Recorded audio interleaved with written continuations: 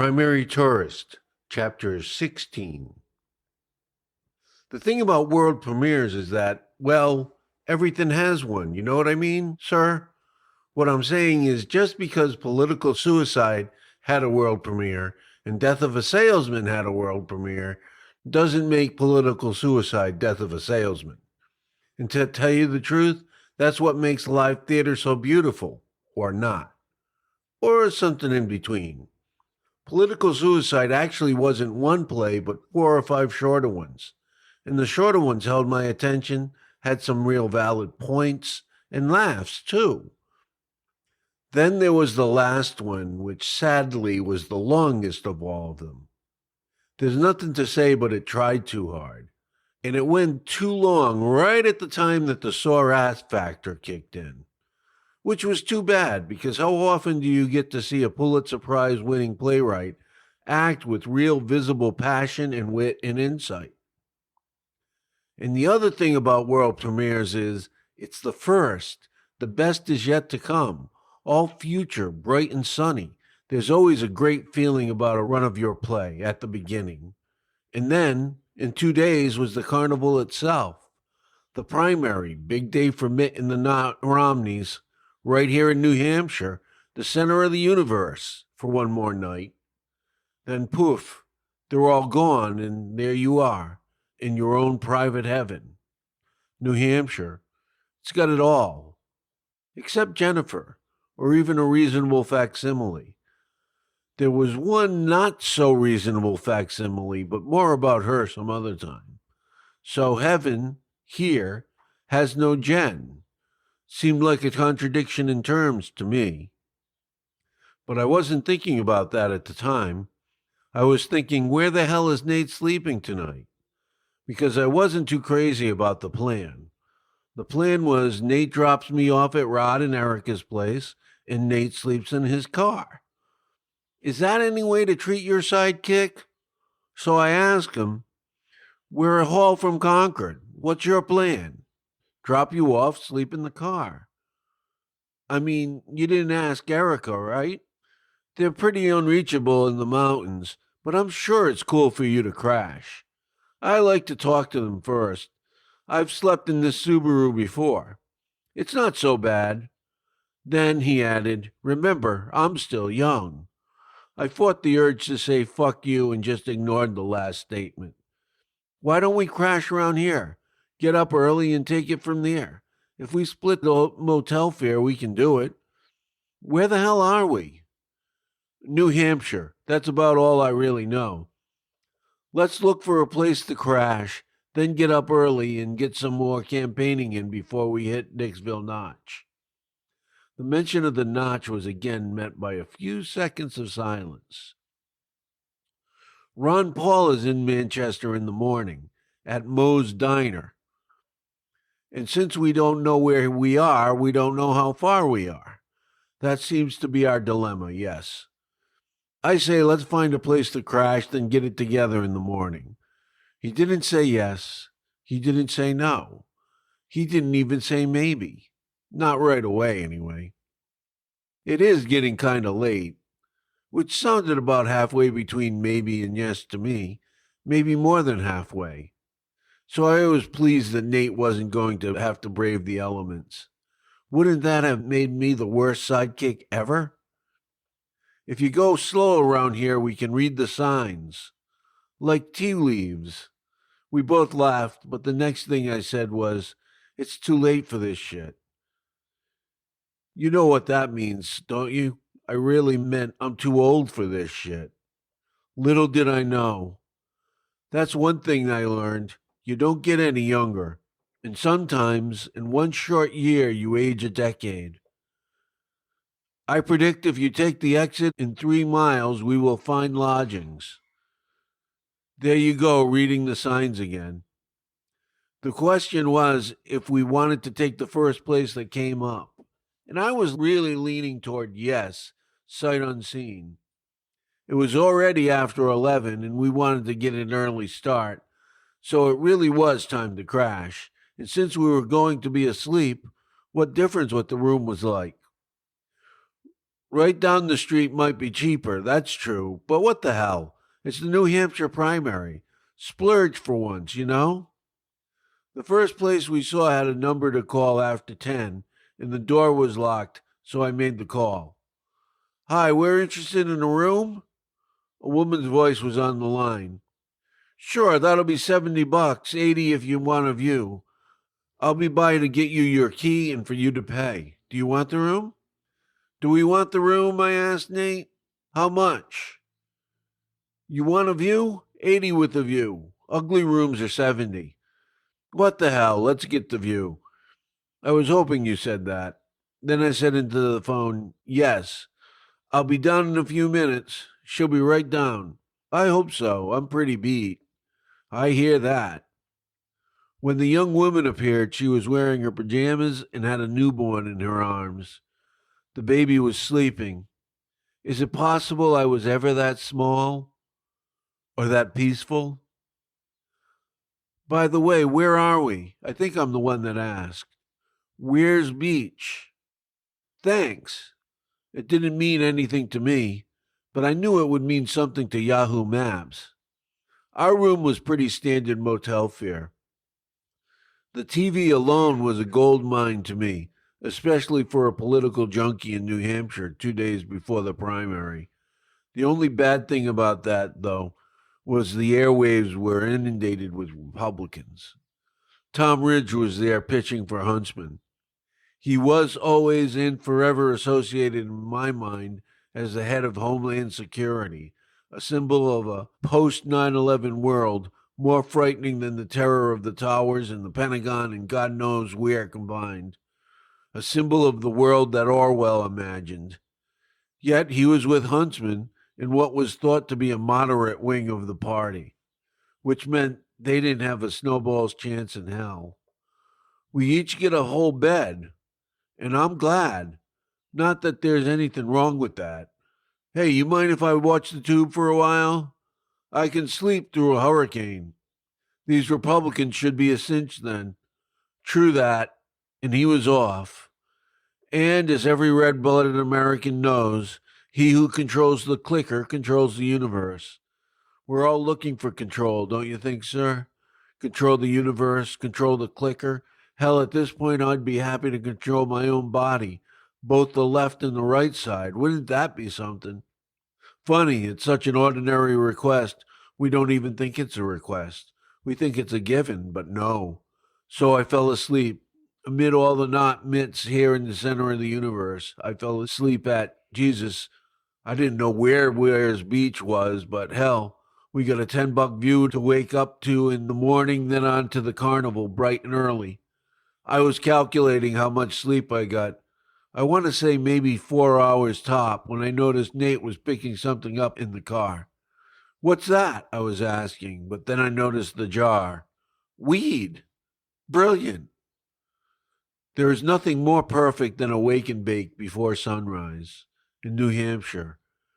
As we silently breathed in a delicious toke, the first pink light of the day revealed Lake Winnipesaukee, and behind that the white mountains, snow on top. Blue, then pink, all aglow. Even more so as the blue turned brighter, tinged with the orbit of the day beginning. If only, I thought, if only Jen were here. Then she will see why I had to come here.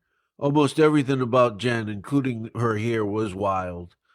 Including her love. The snow was wild in that way, too. Somehow surrender had to have its day, bathed in beauty. But she wasn't there. And for that matter, it wasn't snowing. And we had to get our ass in gear to get to Mojo's diner before Ron Paul. So, we knew where we wanted to be. Where we were was still a little hazy. Sometimes, in this day and age, sir, you have to bury your pride and admit that the machine, the ignorant machine that knows nothing of the black of night turning into the golden hues of sunrise, knows where you are even as you, the great experiencer that knows the psychological as well as the physical difference between night and day, is completely lost. So that's what we did. and asked Yahoo Maps to figure where in the universe are we fitting in at the moment and how to get to where we want to be. Nate had a better idea of where we were than I did, having been in the area before. Let's get on Route 3, then I'll figure something out. Wishful thinking? We shall see. One thing we both knew was that we needed coffee. So while noticing other hotels right on the lake, but what the hell, I was happy with our spot, we looked for coffee. That's when I saw Caribbean. I see Caribbean in our future. I agree. Before he finished speaking, we were in the parking lot of Caribbean with a spot up front that had our name on it. Within seconds, we were inside and we were pretty much the line. Hot buns, a sign invited. The lady behind the counter had hot buns of her own in very tight jeans. You know, sir, it's amazing how quickly a 55-year-old guy can forget his age and act like he's in high school again. And there's nothing like a young lady's legs or ass or breasts or smile or just her damn eyes to make you act that way. Is that white magic or black magic? Either way, the buns were delicious, and the coffee was necessary. Nate took a bite of his bun and a sip of his coffee. He then saw a giant Where's Beach sign, and it all clicked in his head. I know where we are. That makes one of us. Good thing I'm driving. Well, to be honest, sir, if he wasn't driving, then nobody would be. So, yeah, it sure was a good thing he was driving. Not that I didn't miss driving. It wasn't so much driving itself, but it's the freedom of having a car. Back in '04, I could go up north and chase the great white or stay closer to home and chase Sarah. And having a car, any car, was sexier than not having a car. And my chest prowess made me a little sexy to her. She denied it, but I can tell. Not really sexy, mind you, but I see a look in her eyes every now and then at certain moments. And with a car, I could chase those moments. And that was what I did. That and chase the great white. Trying to catch one thing or another that didn't want to be caught, and loving it. At least back then, I was in the game, on lots of different levels. Love, oh boy, did I have that to give. Unrequited counts, right? Art, I got some licks in, wrote a few good plays. And like I said, I was always in the game, close enough for government work, you know what I mean? Compared to here I got shit, let's face it. Writing, I'm lucky to have a fucking pen. Romance? With who? The poor old blind crazy soul that cries nurse until no one seems to even hear it? Kind of like getting stuck with your TV on the home shopping network. You don't even hear it. Her? Are you kidding? I'll admit, most of the time I'm just enraged at her. But when I'm not, any tenderness I feel towards her is sorrow for the poor woman. She'll live her days out here. Is that even a life? No romance. No way. But I had romance back then, which is not the same thing as sex, sir, is it? Because I had a hell of a lot more romance than I ever had sex. And don't get me wrong, more sex is always welcome, but not at the expense of romance. Take me in '03, for instance. If I didn't spend so much time chasing Sarah, I could have probably had more sex. Maybe even a lot more. But Sarah herself was kind of the point, not sex, as much as I wanted to have sex with her. Technically, I never did. Does that alone disqualify her as being one of my great loves? I can't believe that. Some of the greatest loves of my life were unrequited. I can't believe I completely wasted almost a decade of my life. Not completely. Like that time I picked up Japanese food. Took a bus to Sarah's house. I could smell it all the way. I was so hungry by the time I got to her house. That wasn't nothing, was it, sir? How about the music she played? Is Buena Vista Social Club nothing? And the way she danced, her eyes, our laughter, all that, nothing? I don't believe that. I can't believe that. Chess, sir, how about that? Not nothing at all. Because that night there was also chess. I'll tell you the truth. Chess, the last, holy shit, 20 years, has been my love as much as anything else. What I can't figure out is if it's requited or not. You put it all together, and that's a lot of not nothing, if you know what I mean. Isn't that what life is all about when you get right down to it?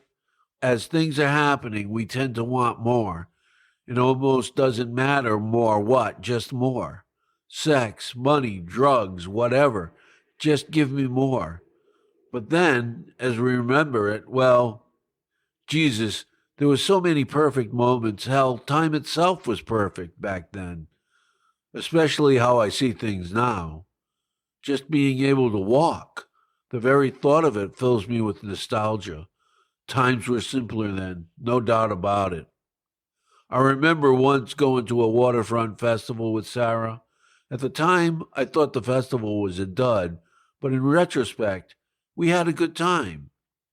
I mean, there were these elements that now I find very appealing. Fried dough, it's such a basic thing, but it sure can hit the spot. Shanty music, too, and that has its place. They had a few rides. There was one where you had your own cabin, one person to a cabin, and it pretty much just went straight up, spun around a few times, and came right back down. At any time, you wound up either above other people on the ride or beneath them. Sarah was wearing a mid length skirt, and as it was spinning, her legs were highly visible to those of us underneath. Again, that high school mentality set in, and to tell you the truth, I was in heaven. That too wasn't nothing. But came a time not that long after that, I decided I had nothing. Nothing to lose. Except perfection. Well, perfect moments anyway. And what do we have if not moments all strung together? And you don't know how many you get. It's amazing how many things that applies to. Take the great white, for instance. I told you about Spike, right? Seems for a while I was just in a fucking zone, you know what I mean? I'd listen to NPR, hear a story, and just like that, I had a poem, a gift from the universe. I think I forgot to say thank you or something because as soon as it came, it was gone. You haven't seen any Spike around, have you? Maybe the universe can't find my address anymore. I had some winners, though. Some of them, too, by some stroke of luck, had some insight to them. Like this one about one election cycle, but isn't it really about every election cycle? The essence of democracy. Throw the bums out. We need new bums. It's true about our politicians. But how about our lovers? Not if you're doing it right. But who's doing it right? Well, there's Rod and Erica, all of my brothers with their wives, my sister, may she rest in peace, and my brother in law. It can be done. But can I do it? It would seem not. For one thing, the trick is being somewhere near the same page as your partner.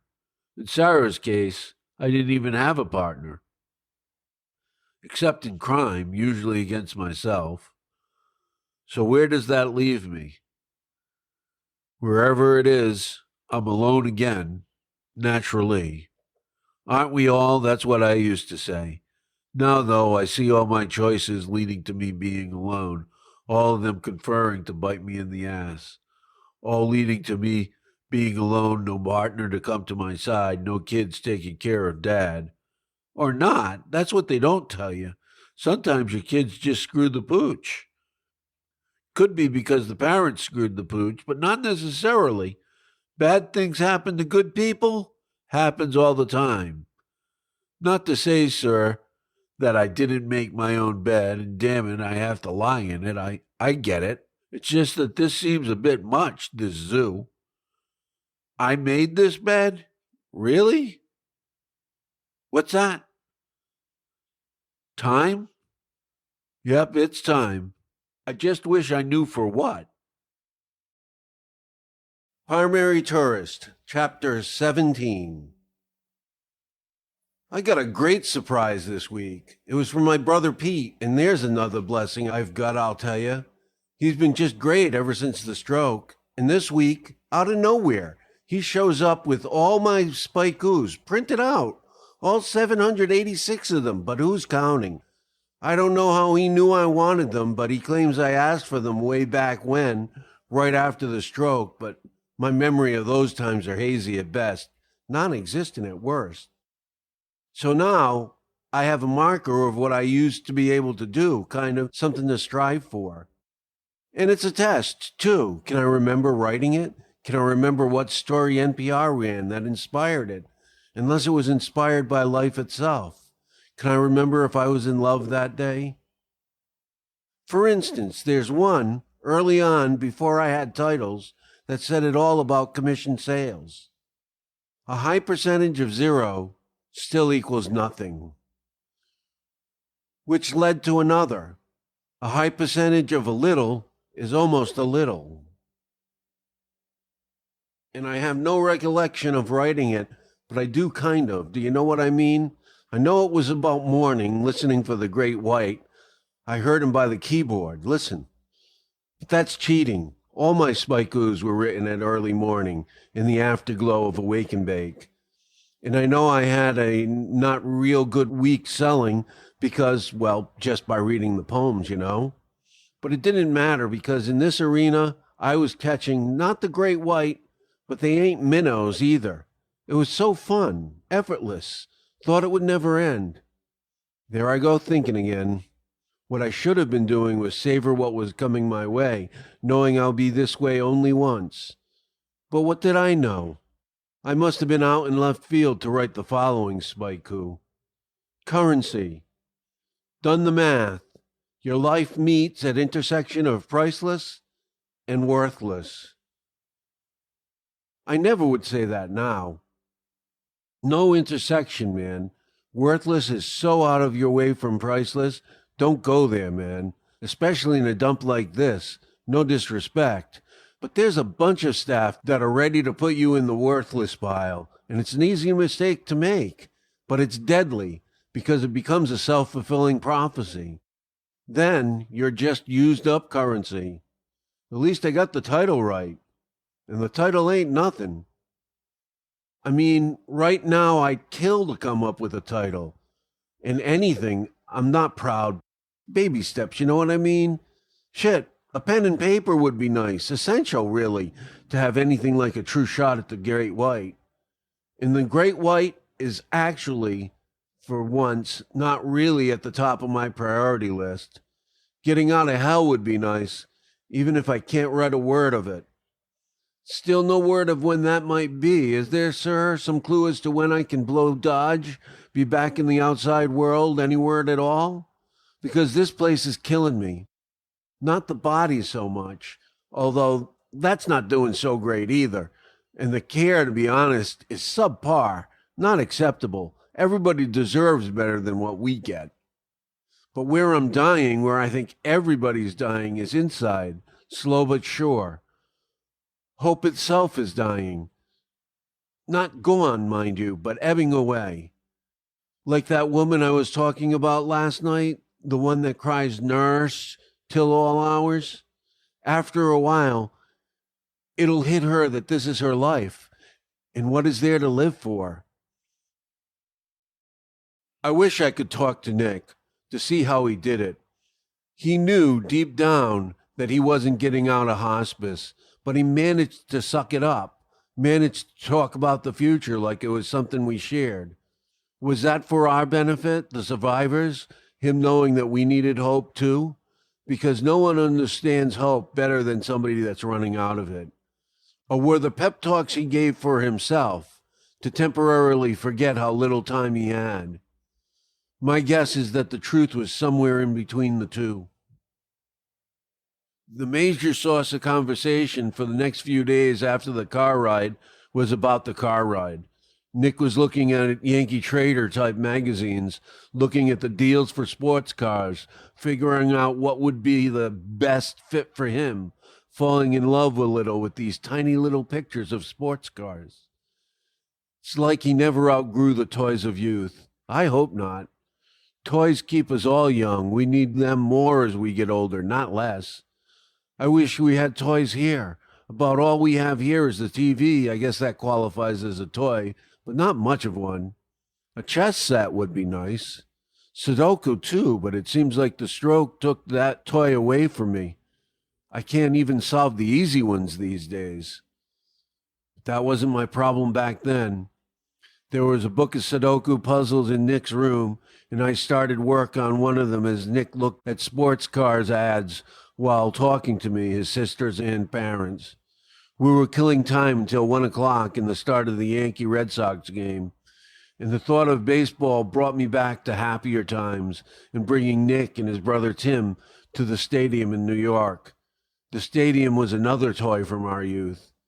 Knish and hot dogs at batting practice from different seats throughout different parts of the stadium, heading towards our own seats, which were pretty damn fine, as a matter of fact. Upper deck, almost directly behind home plate, just a hair to the third base side. That's a long way from an orphanage in Seoul, Korea, not so many years before. It seems like yesterday, especially during baseball season, as crazy as that sounds. But it's true. Watching a game, you'll remember another game. Not a whole game, but a diving catch, a shot down the line, a home run from years, maybe decades earlier, especially in April. It was all about beginnings in April, but not that April. Oh, I guess it was for other people. Birds still sang. Dell's lemonade stands opened up all over Rhode Island, just like every other year. And baseball fans of every team don't have to face reality. Not just yet. Reality can wait a few months to kick in. For other people. Everybody crowded around the TV in Nick's room. Yankee fans outnumbered Red Sox fans, that's for sure. And the room got awfully quiet real quick because the Yankees' bats were quiet and the Red Sox bats were deafening. It never was much of a game. Not like late-inning heroics from Reggie Jackson and other magicians, turning loss to victory in youth itself. Not today. John Sterling would not be chiming in with his famous "Yankees win" chant this afternoon. Instead, a much more mellow "Red Sox win" just had to do. That's okay, Nick said. It's early yet. It's only April. April was tough in '08, especially since Nick was finally figuring out where he fit in the world. Early on, Nick was appreciative of his adopted family, but there were some unresolved issues when it came to his birth family, especially his birth mother. Early on, he said he didn't want to know anything about her because she didn't want him. By the time he was in his 20s and in the Army, though, he requested to be stationed in Seoul just to be able to go to the orphanage he had come from to find out what he could about the life he left behind, or more like it, left him behind. What he found out was that a few years before, a sister was looking for him. Within a few weeks, he had met his sister and his mother and 2 nephews he didn't know he had. So he had 2 families halfway around the world from each other. And he was even able to introduce the 2 families, my brother and his whole crew making the trip across the Pacific. It was a great moment. But when his stint was up, he didn't keep in touch with his birth family. He knew who his family was, had known for a long time. He knew who his mother was, and it wasn't this nice woman that doesn't understand a word he said that gave him up when his father died, gave him up to a better life. It was nice to know, I'd guess, that your mother did think of you, did miss you, but still, that doesn't make her a mother when all's said and done. Sad, but she had to abdicate that role, to give it away. And the father that died, he hadn't been his father for so long, it was important to know what happened to him, but he's not the father Nick knew. I think he had to go halfway around the world to learn that, but that's exactly what he found out. That's what I think, anyway. Even more important, it's how I feel. When it comes to family, how you feel beats what you think every time. So, yeah, that April was tough. Good point, Nick. The Yankees will be just fine. But how about us, sir? Will we be just fine? I wonder about that a lot, especially these days.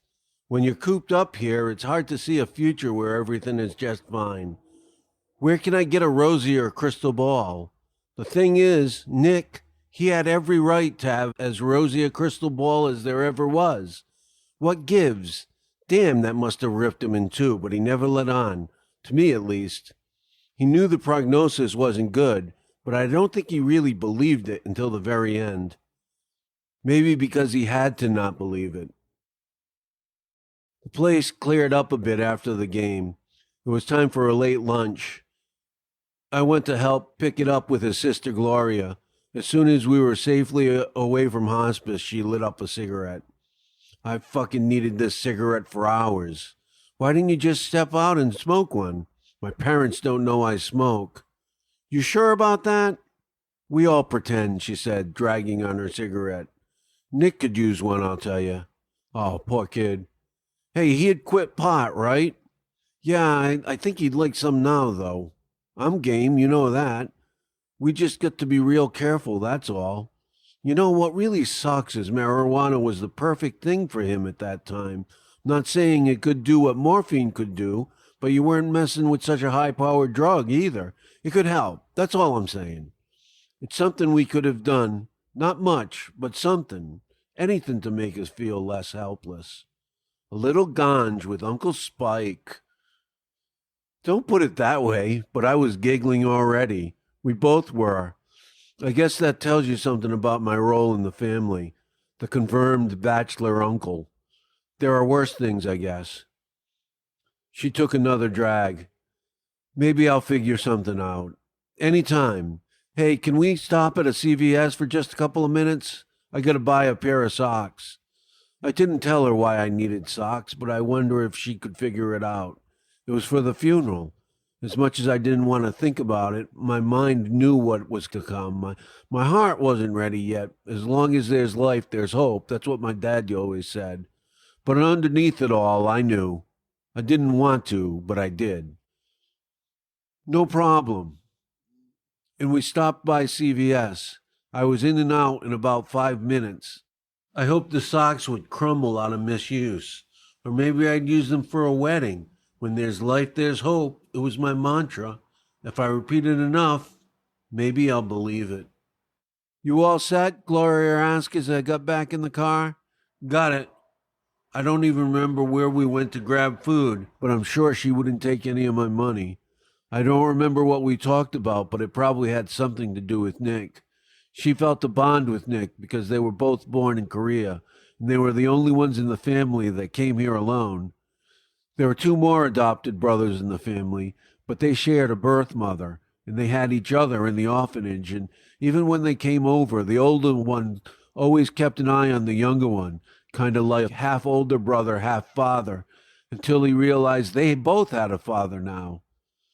And my sister-in-law gave birth twice, so they were born into the family. But Nick and Gloria came here alone. Big difference, though. Gloria didn't remember anything else. She came over when she was 1 month old. I remember she bonded with my brother and sister-in-law real quick. I remember babysitting when she was just a baby, and my sister-in-law saying, if she cries when we leave, just bring her out to the landing, and she'll stop. Even though the parents were gone, she'll stop in the landing. And wouldn't you know it, that's exactly what happened.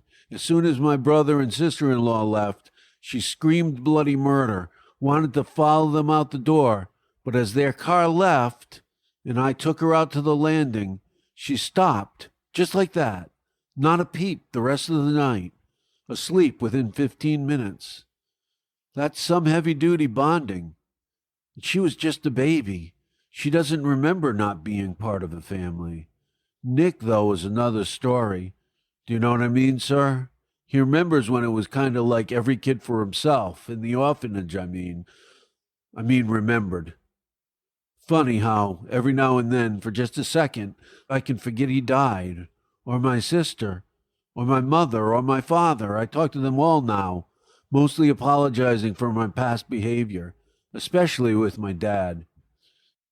You see, I always thought of him as spoiled, like a spoiled kid, really. Just that he wasn't a kid, he was an old man. What I didn't see was the courage he had. My mom, too. No way to appreciate just how much until you walk something close to their path in your own shoes. Yes, he was like a big fucking kid, my dad was. Very, very true. But he also showed something approaching extraordinary will. Just walking, one step at a time, one foot in front of the other. I had no idea. And now I can't tell him. I always found the time to bitch and moan, you bet your ass. It's astonishing which lost opportunities turn out to sting the most. Is he scared? I asked. I don't even know what made me ask, but I remember hoping he wasn't, but figuring he was because I was damn sure I would be. Back then. Now I'm not so sure. But the only thing I'm sure of these days is I'm not sure of anything. No, he's not afraid to die. Like I say, that left me completely baffled at the time. Now I understand a little bit better, but me, I'm as scared as ever. Just that now I don't let myself be crippled by my fear. Because let's face it, around this cesspool, if I didn't overcome my fears, I'd lie in my own shit and piss every night because good luck getting the assistance that I need to be, safe, just going to the bathroom. Well, good luck with that. That's all I have to say. So, of course, you're scared, but you go forward because what else can you do? I don't remember what was said then, but I remember how Nick was from that day on, and you can see it. He thought he'd beat it for a while, but even after that, from what I can tell, he showed no fear. Awareness, yes, but not fear. I think we may have stopped and got wings to go at Murphy's Pub on my recommendation, and Nick had never had them and wanted to try them. They got a thumbs up from Nick, except maybe not hot enough. Not long after dinner, he was off to sleep. He made it one more day. Just like me nowadays in this place, it looks like I made it one more day. One more session down, right, sir? Same time Tuesday?